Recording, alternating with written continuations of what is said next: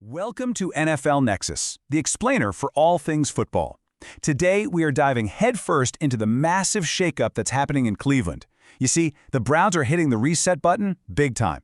It's a full-on philosophical overhaul, and it's being driven by a new coaching staff and a front office that has a very clear, and you might even say, a pretty ruthless new vision. Now, this isn't just about shuffling a few players around on the depth chart. No. This is a fundamental change in how they're planning to build this team from the ground up. And the first domino to fall, the one event that really kicked this entire thing into high gear, was a brutally honest, almost shocking admission that in one critical part of the game, things were just completely broken. So let's get into it.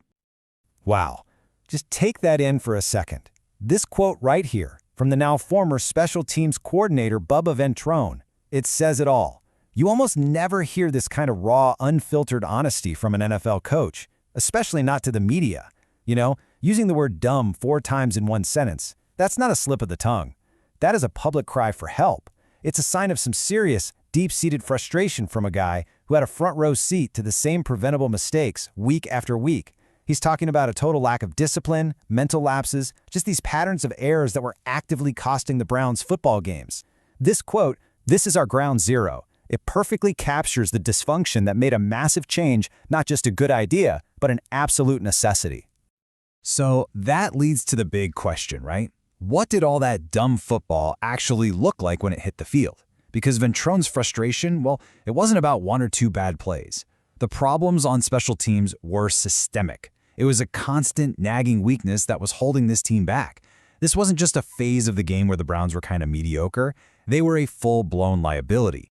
29th. Let that sink in. In a 32-team league, being ranked 29th is statistical proof that your unit is fundamentally broken. This number right here is the direct result of all that dumb football Ventrone was talking about. And it's not just some abstract number on a spreadsheet. It represents real, tangible, game-losing failures. Think about it. It's that holding penalty on a punt return that calls back a huge 30-yard gain, and suddenly your offense is backed up on its own 10-yard line. It's a gunner on punt coverage completely losing contain, which lets the returner break free for a huge gain and totally flips the field position. It's a missed block on a field goal attempt in a 2-minute drill. It's muffed punts by a guy like Gage Larvadan, a rookie who is clearly thrust into a role he just wasn't ready for. When you lose that hidden yardage battle over and over again, week in and week out, you are basically forcing your offense and defense to play with one hand tied behind their backs. So yeah, this number wasn't just a bad statistic, it was a blaring siren, a clear and undeniable mandate for change. Okay, so with the problem so obviously identified, it's so clearly quantified by that number 29 ranking, the new coaching staff made its first big, decisive move. They weren't interested in just patching up the holes with duct tape. Nope, they started a complete teardown and rebuild of the entire special teams operation, and they started right at the very top with a new leader and a totally different way of thinking. So on the left, you've got the old guard, Bubba Ventrone. And despite his honesty about the problems, his time in Cleveland is always going to be defined by that number 29 ranking. He's gone now, off to the Rams. And on the right, you have his replacement, Byron Storr. And the key difference, it's right there in his description. Ventrone was the guy in charge of a sinking ship. Storr, on the other hand, he arrives as a longtime assistant who's been groomed inside a very, very respected coaching tree. The Browns are basically saying, okay, we know what wasn't working. Now they're making a calculated bet on a philosophy that's had a ton of success somewhere else. It's really about importing a whole new culture. And this is the man Storr learned from, Rich Bisaccia. And you really can't overstate this. To get why hiring Byron Storr is such a big deal, you have to understand the reputation of his mentor. In NFL circles, Rich Bisaccia is basically special teams royalty. He is widely considered one of the absolute elite minds in the entire league. His units, they're the gold standard. They're known for being disciplined, aggressive, tough, and maybe most importantly, fundamentally sound. They just do not commit those dumb mistakes. I mean, this is the coach who was so respected by the Raiders that when everything fell apart, they made him the interim head coach, and he led them to the playoffs. So hiring Storr is not just hiring some assistant. It's a deliberate attempt to import the entire Bisaccia way, that culture of precision, of accountability, and install it right in Cleveland. And look at the pattern here on this timeline. It's as clear as day. Storr starts his NFL career learning right at the feet of Bisaccia in Tampa Bay. He spends a couple years away, but then he comes right back to his mentor, following him from the Raiders to the Packers. All in all, he has spent eight full seasons as a key assistant working directly under him. That's not a summer internship. That is a long, intensive apprenticeship in what it takes to build an elite unit from scratch. He's seen how you scout the right kind of players, the gunners, the jammers. He's seen how you install complex schemes and, critically, how you make those split-second adjustments in the middle of a game.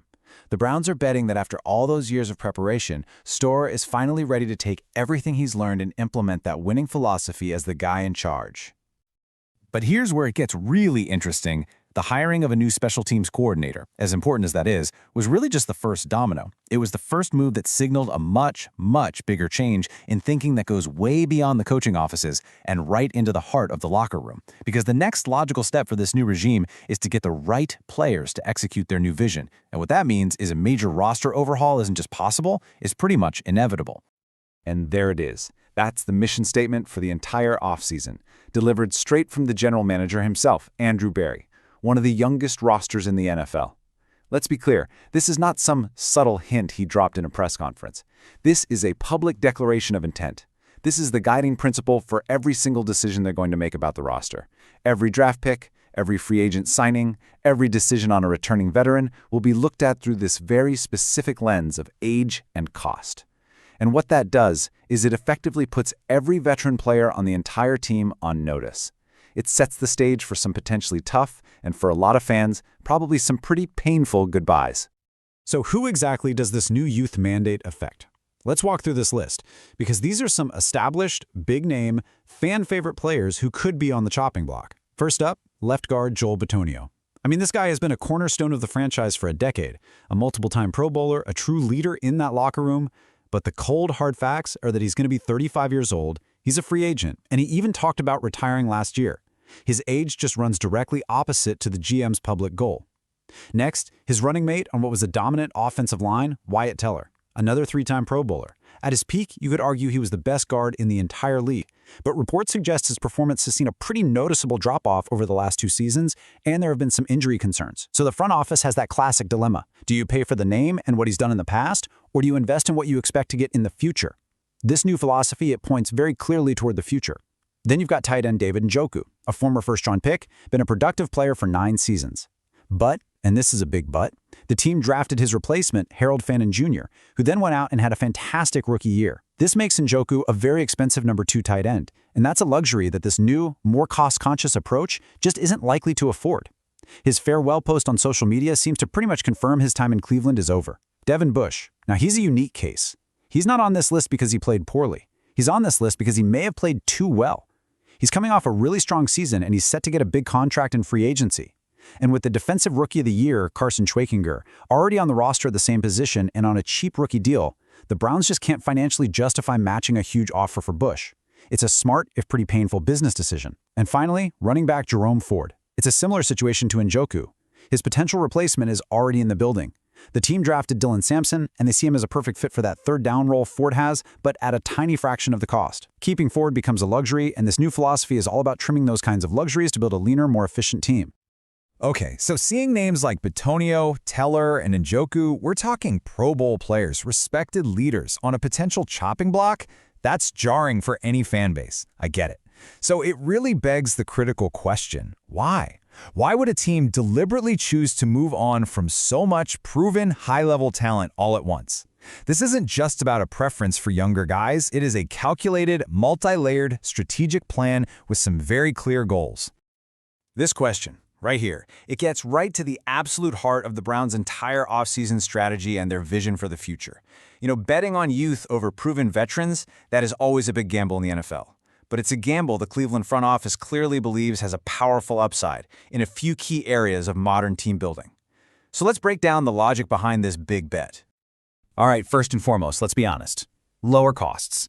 This is the financial engine that is driving this entire strategy. A player on a rookie contract costs a tiny, tiny fraction of what a veteran on his second or third contract is going to demand. Moving on from just a few of these high-priced vets would free up tens of millions of dollars in salary cap space. And that financial flexibility, that's a weapon. You can use it to sign other young stars to extensions, fill different holes on the roster, or even carry it over to future seasons. Second, building for the future. The goal here is to get a core of young players who are all developing together at the same time under this new coaching staff system. They won't have to unlearn old habits or old schemes. They can build a real chemistry that grows over several years, which, in theory, creates a longer, more sustainable window to compete for a championship. Third, it's about organizational alignment. GM Andrew Berry went out and made this a public goal. So by actually doing it, it shows a clear, unified vision from the very top of the organization all the way down. It shows that every move is part of one single strategy, not just a bunch of random reactionary decisions. And finally, this isn't a teardown just for the sake of it. The Browns are confident, really confident, in the young talent they have ready to take over. Their belief that guys like Harold Fannin Jr. at tight end and Carson Schwezinger at linebacker can not just fill a spot but actually excel right away, that's what makes moving on from Pro Bowlers a calculated risk they are clearly willing to take. So when you put all of these pieces together, the complete gutting of a failing special teams unit, that very public mandate from the GM, and the potential exodus of franchise cornerstones, it becomes impossible to deny that this is way more than just a typical offseason retool. What we are witnessing is the very beginning of a brand new era of Cleveland Browns football, built on a totally different identity.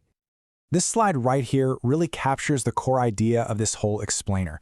It's a philosophical reset. The previous regime, they relied heavily on established, expensive, veteran experience, especially on that offensive line. This new era, though, it represents a very deliberate, very strategic trade. The Browns are willingly giving up the stability, the leadership, and the proven production that comes with having veterans. And in exchange, they are acquiring three really valuable assets: youth, which they hope means more speed and durability over a long season; potential, which gives them a higher long-term ceiling as a team; and, of course, crucial financial flexibility, which gives the front office more options to keep building this roster for years to come. Every single move we've talked about is a piece of this one big strategic trade. And all of this, all of it, leads to the one final question that truly matters. The plan. It's logical on paper. The strategy is cohesive. The vision is clear. They identified a massive problem and they made a bold move to fix it. They've committed to a youth movement to build a sustainable, cost-effective team for the future. So yes, the Browns are absolutely getting younger. They are definitely getting cheaper. But in the National Football League, the only thing that matters is winning football games. So the question that will define this entire new era in Cleveland is a simple one. Will they actually get better? Can rookie and second-year players immediately replace Pro Bowl-level production? That right there is the billion-dollar question hanging over this entire franchise. So what do you think of the Browns' new direction? Let us know down in the comments below. And hey, don't forget to like this video and subscribe to NFL Nexus for more deep dives just like this one. And if you'd like to support the channel, you can by purchasing our new coloring books. They're perfect for kids, grandkids, and even adults. You can find them through the link in the description or by using the QR code on the screen. Thanks for watching.